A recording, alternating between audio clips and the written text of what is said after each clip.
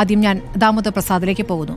ദാമോദർ പ്രസാദ്, ഇപ്പോൾ ഓർഗനൈസറിലെ ലേഖനം ഇപ്പോൾ തുടർച്ചയായി 3 ദിവസമായി വരുന്നു. ഇന്നലെ തന്നെ 2 ലേഖനമാണ് വന്നത്. ഇന്നിപ്പോൾ വീണ്ടും വന്നിരിക്കുകയാണ്. ഇന്നത്തെ വിമർശനം പൃഥ്വിരാജ് ക്രിസ്ത്യൻ വിരുദ്ധനുമാണ് എന്നതാണ്. ഇപ്പോൾ മുനമ്പം സമരവുമായി ബന്ധപ്പെട്ട് നിലപാടെടുക്കാത്ത പൃഥ്വിരാജ് ക്രിസ്തുമത വിശ്വാസികൾക്കും വിരുദ്ധനാവുകയാണ്. ഹിന്ദു വിരുദ്ധൻ ആദ്യമേയാണ്, രാജ്യവിരുദ്ധനുമാണ്. പൃഥ്വിരാജിനെ ലക്ഷ്യമിട്ടുകൊണ്ട് തന്നെയാണ് ഓർഗനൈസറിൽ ഇപ്പോൾ 3 ദിവസമായി വരുന്ന ലേഖനം. എന്തുകൊണ്ട് പൃഥ്വിയെ മാത്രം ലക്ഷ്യമിടുന്നു? എന്താണ് താങ്കളുടെ തോന്നൽ?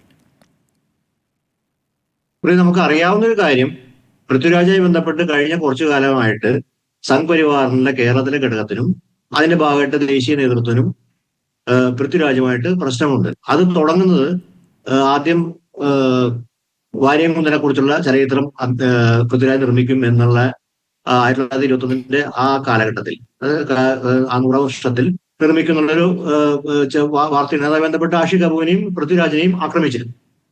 അതിനുശേഷം നമ്മൾ കാണുന്നത് ജനഗണമന എന്ന സിനിമ. അതിന്റെ അകത്ത് നമ്മൾ കാണുന്ന എങ്ങനെയാണ് കലാപങ്ങൾ ആസൂത്രണം ചെയ്യപ്പെടുന്നതും അതിന്റെ അകത്ത് ആരാണ് ഇരയാക്കപ്പെടുന്നതും ആ സിനിമ വളരെ കൃത്യമായിട്ടും കാണിച്ചു തരുന്ന ഒരു സിനിമയാണ്. അത് ആ ഒരു കാഴ്ചപ്പാട് അവതരിപ്പിക്കുന്നത്. നമ്മൾ പലപ്പോഴും കണ്ടാണ് കലാപം പലപ്പോഴും എഞ്ചിനീയർ ചെയ്യപ്പെടുന്നതാണെന്നും കലാപം എഞ്ചിനീയർ ചെയ്യപ്പെടുന്ന പിന്നിൽ ആരാണ് വിക്ടിമാവുന്ന കാര്യം പലപ്പോഴും നമ്മുടെ മുമ്പിൽ വന്നിട്ടുള്ളതാണ്.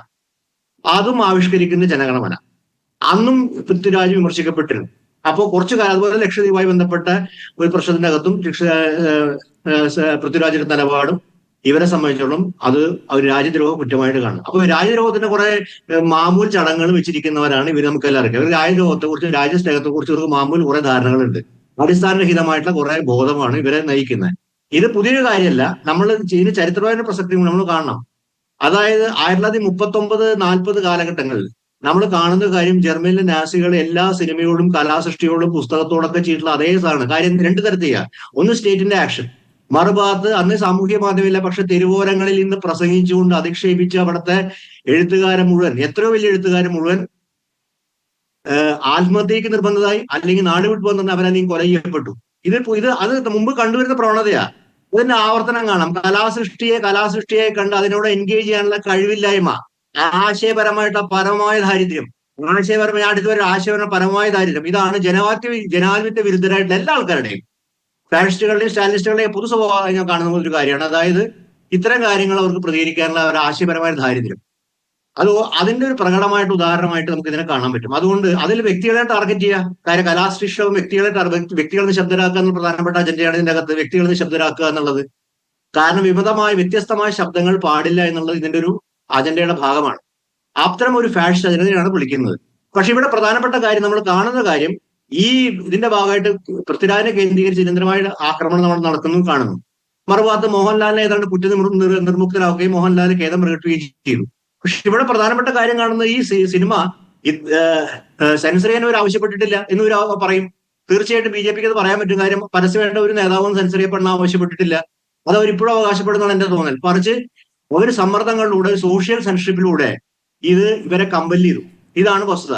ഇത് കേരളത്തിലെ എല്ലാ ആൾക്കാർക്കും മനസ്സിലായി. ഇത് ഒരു പക്ഷേ BJPക്ക് തന്നെ ദോഷം ചെയ്യുന്ന ഒരു കാര്യമാണെന്ന് കൂടി ഞാൻ സൂചിപ്പിക്കട്ടെ. കാരണം ശരിയാണ്, അവരുടെ കേഡർമാരുടെ ഇടയിൽ തീവ്രമായി ചിന്തിക്കുന്ന ആൾക്കാരിലൊക്കെ വലിയ സ്വാധീനമില്ല. പക്ഷെ ഈ BJPയോട് ഏത് തരത്തിൽ വല്ല ആഭിമുഖ്യം പുലർത്തുന്നതിന്റെ മറ്റ് സംഘടനകളൊക്കെ അകത്ത് നിൽക്കുന്ന ആൾക്കാരെ സംബന്ധിച്ച് ഇത് ഉണ്ടാക്കുന്ന ഒരു ഷോക്ക് ചില്ലറയില്ല. കാര്യം അവരൊക്കെ സിനിമയെ ആസ്വദിക്കാൻ പഠിച്ച ആൾക്കാരാണ്. ഇതുകൊണ്ടായിരുന്നല്ലോ BJPയുടെ ആദ്യ പ്രതികരണം എന്താണ് ഉണ്ടായത്? ആദ്യ പ്രതികരണം സിനിമയെ കാണണമെന്നും സിനിമയിൽ പറയുന്നുണ്ട് അത് BJPയുടെ അസ്തിത്വമായി ബന്ധപ്പെട്ടതല്ല എന്നവർ പറയാനുള്ള കാരണം അത് കേരളത്തിന്റെ മനോഭാവം മനസ്സിലാക്കി. പക്ഷെ കേരളത്തിന്റെ മനോഭാവം നമുക്ക് ഉത്തരേന്ത്യൻ മനോഭാവത്തിലേക്ക് കേരളത്തിനെല്ലാം കൊണ്ടുപോകുക എന്നുള്ളത് ഒരു തരത്തിൽ ഒരു തീവ്ര പ്രവണതയാണ്, ഒരു തീവ്രവാദത്തിന്റെ സ്വഭാവമാണ്, ഒരു തീവ്രമായ രാഷ്ട്രീയമാണ്. അത് കേരളത്തിന്റെ സാമൂഹ്യ അന്തരീക്ഷത്തിന് ഒരു തരത്തിൽ ഗുണം ചെയ്യാൻ നമുക്ക് എല്ലാവർക്കും അറിയാം. BJPക്ക് ഒട്ടും ഗുണം ചെയ്യാൻ പാടില്ല. BJP എന്തോ വലിയ നേട്ടം നേടാമെന്നാണ് വിചാരിക്കുന്നത്. നേട്ടം ഉണ്ടാവില്ല, മാത്രമല്ല വലിയ തിരിച്ചടിയായിരിക്കും അവർക്ക് ഉണ്ടാകുമ്പോൾ. ഒരു പക്ഷേ എനിക്ക് വളരെ പുതിയ പ്രസിഡന്റ് പോകുന്ന സാഹചര്യത്തിൽ ഈ പ്രസിഡന്റിനെ പോലും പ്രതിസന്ധിപ്പെടുത്താം എന്നുള്ള ആലോചന അകത്ത് പല ആൾക്കാർക്ക് കാണാൻ സാധ്യത ഞാൻ കാണുന്നുണ്ട്. കാര്യം ഒരു ചൈനകത്തെ ഫ്രിഞ്ച് ഗ്രൂപ്പിൽ മറ്റു പല താല്പര്യം. അപ്പോൾ ആളെയും കൂടി പ്രതിസന്ധിപ്പെടുത്താം. കാര്യം കുറച്ച് ലിബറൽ സ്വഭാവം കാണിച്ച ഒരാളാണ്. നമ്മൾ ആലോചിക്കണം, മറ്റു നേതാക്കൾ വ്യത്യസ്ത ലിബറൽ സ്വഭാവം പ്രകടിപ്പിക്കാൻ തുടക്കത്തിലേ കാണിച്ചു. നമുക്ക് എല്ലാവർക്കും ഒരു ലിബറലായിട്ട് ഒരു പ്രതികരണമാണ് ആദ്യം നടത്തിയത്, ശ്രീധരനെ കൂട്ടിയതുകൊണ്ട്. അപ്പോൾ പൊതുവിൽ കേരളത്തിന്റെ സാമൂഹ്യ അന്തരീക്ഷത്തിൽ ഇത്തരം ഒരു ഉദാര സമീപനത്തിന് പ്രസക്തി ഉണ്ട് മനസ്സിലാക്കി ആ സമീപനം സ്വീകരിക്കാൻ പോകുന്ന പ്രസിഡന്റിനെ പോലും ഒന്ന് പ്രതിസന്ധിപ്പെടുത്താം. എന്നിട്ട് അയാളെ ഈ പഴയ തീവ്ര ലൈനിലേക്ക് കൊണ്ടുവരാമെന്നൊരു സമീപനത്തിന്റെ അകത്തും കൂടി ഇതിനകത്ത് പ്രവർത്തിക്കുന്ന കാര്യം സംശയിക്കേണ്ടിയിരിക്കും. എന്ത് തന്നെയാണെങ്കിലും തീവ്രതയൊക്കെ ഓരോ പൃഥ്വിരാജിനെ സമയത്ത് ടാർഗറ്റ് പുറത്തെടുക്കുകയും ചില സമയത്ത് അങ്ങനെ അല്ലാതാവുകയും ചെയ്യുന്ന നേതാക്കൾ തന്നെയാണ് ഇവരെല്ലാവരും തന്നെ.